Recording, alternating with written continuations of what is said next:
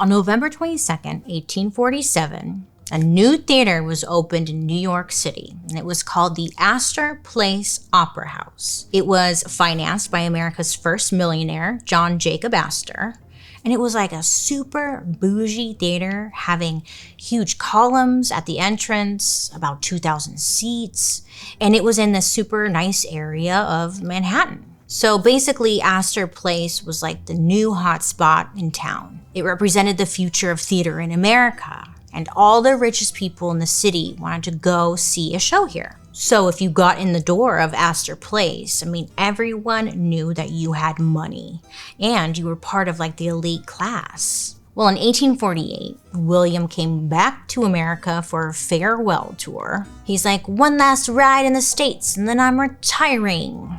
And the main role he performs this time around is, again, Macbeth. It's like, pick a new one, but he's good at it, whatever, okay.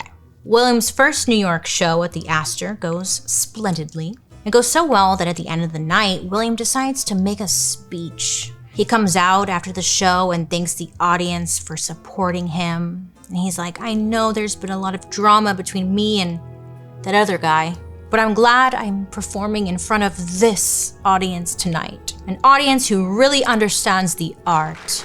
Thank you for being here today. Now, it kind of sounds polite, but essentially, he was dragging Edwin and his fans without saying their names specifically. But, naturally, everyone knew who he was talking about. Little does William know, a friend of Edwin's was in the audience. His name is James Oakes. Well, when he hears this, he runs and tells not only Edwin, but the whole town what William said. Yeah, James here is a little pot stirrer. I like him from afar.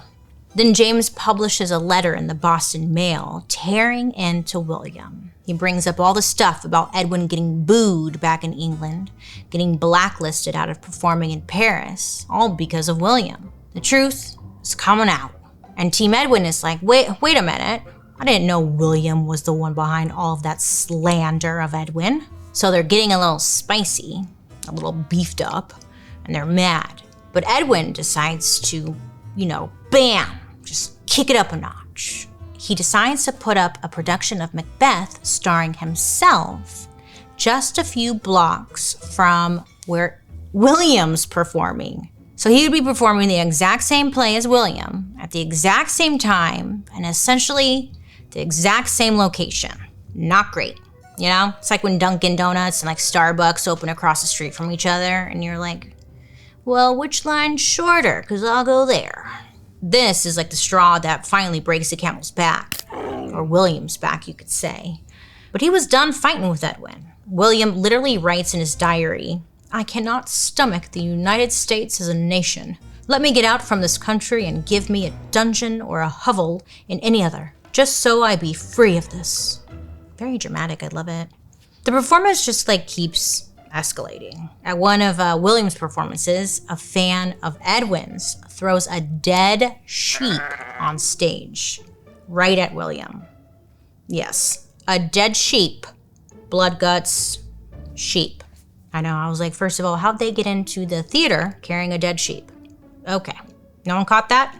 All right. Did he have to buy an extra ticket for the sheep? Unsure. Could you imagine? So on May 7th, 1849, William McNeily takes the stage at the Astor Place Opera House to perform Macbeth. Like usual, But this time the atmosphere is a little tense. Everyone is waiting for the next dramatic thing to happen, Is there gonna be another sheep? Is anyone gonna hiss? What's it gonna be today? So the show starts, and it initially seems to be going okay. Little does William know, hundreds of Edwin's fans got their hands on his tickets. Now, there were rumors that Edwin himself bought the tickets and gave them to some of his more rambunctious fans. It's like a little giveaway, perhaps. Edwin's like, wink, wink, make sure you behave yourself, don't hiss. And definitely don't try to ruin the performance. Only if you have to. As soon as William's show starts, Edwin's fans, they start throwing stuff onto the stage. Then they start throwing stuff directly at William. Now, at first, William was like dodging pennies being thrown at him. Yeah, pennies. And then came the potatoes. People were throwing potatoes. So he's like dodging potatoes. Oh shit. And then splat. Someone was out there throwing rotten eggs. Then apples. I mean, you name it, it was being thrown. No sheep though, no sheep. By the end of the show, the crowd was ripping chairs off the floor and just going full WWE. Just knocking people out of their ways, throwing stuff on the ground. It was chaos. And here's the crazy part. After all that, William was up there just trying to keep going.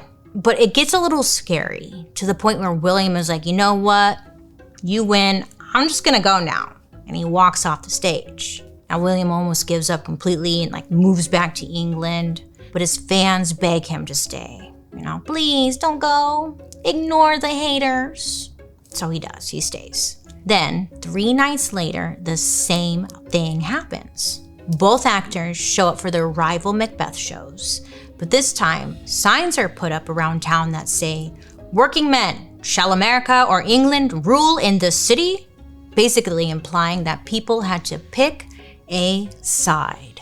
If they supported William, they were little snitches who loved England, and only real Americans supported Edwin. On the evening of May 10th, 1849, our divas, William and Edwin, were gearing up once again for their rival shows. So just a few blocks away from each other, they each take the stage to perform Macbeth. Now that night, somehow more Edwin supporters get into the Astor Place Theater. But the bigger problem was actually happening outside. A crowd starts to form. Some people were there because they wanted to actually see the performance, but some people were there strictly for the drama they had heard about. Some reports claim that the crowd swells to around 10,000 people outside the Astor Place Theater. Other reports say it could have been as like high as 20,000. This was more than just some petty theater drama. So this now represented the tensions between the working class Americans and the elite Brits, and the wealthy Americans who sided with the Brits. This was bigger than Edwin or William could have ever imagined. Inside where William was performing, the Edwin supporters who snuck in began causing a scene once again. They start throwing stuff, being violent, just like they did a few nights before. But this time, the police show up and are able to round a few people up, okay, and then store them in the basement for now. The cops are hoping to keep them out of everyone's way until the show is over.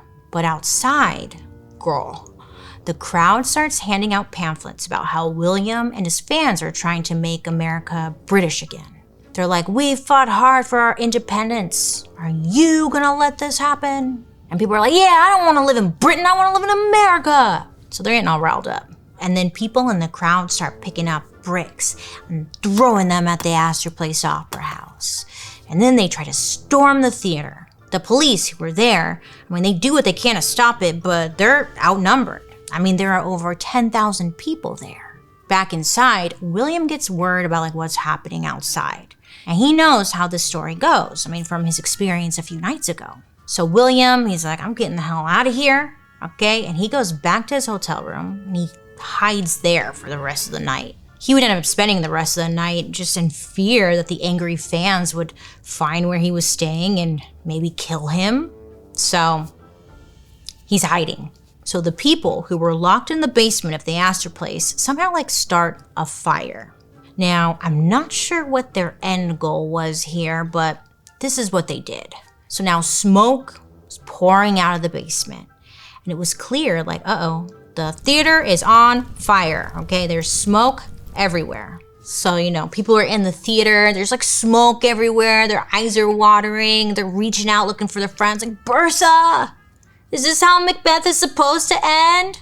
Is it supposed to be an experience like this?"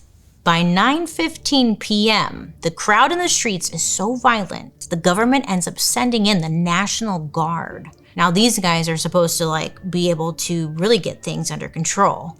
But even these soldiers were unable to stop the crowd from rioting. The National Guards, they're firing their guns into the air as a warning, but, that's cute. It doesn't do anything. So they pull out their guns and they start firing directly at the crowd. Now, one by one, the bullets just rip through flesh. Blood is spilled and people start dropping dead in the streets. It was complete and total chaos. Now it does start breaking up the crowd, but it doesn't end things immediately. It takes hours for things to calm down. When they finally do, there are dozens of dead bodies laying in the street. The beautiful, opulent Astor Place Theater is half on fire and half destroyed. Now, the kicker is, during all of this, Edwin managed to put on an almost uninterrupted performance of Macbeth. Yeah, just a few blocks away. Unbothered, moisturized, he's just staying in his lane. He's like, "What happened? I couldn't hear anything over the clapping I received. I hope the actors are okay." So the New York Tribune wrote, quote, "Our city has been intensely agitated. A riot of a most outrageous and disgraceful character has taken place. The military has been called out, property destroyed, bloodshed, and for the last 36 hours, New York has worn the aspect of a civil war. All because two actors quarreled." End quote. I mean, facts, yes. So the day after the riot, William packed his bags and he headed back to London. He never returned to America. He's like, "I'm done with you pigs." Ooh, harsh? Maybe. I said it, not him. He's kind of like that Homer Simpson meme, where Homer just disappears into the bushes. Yeah, that's William.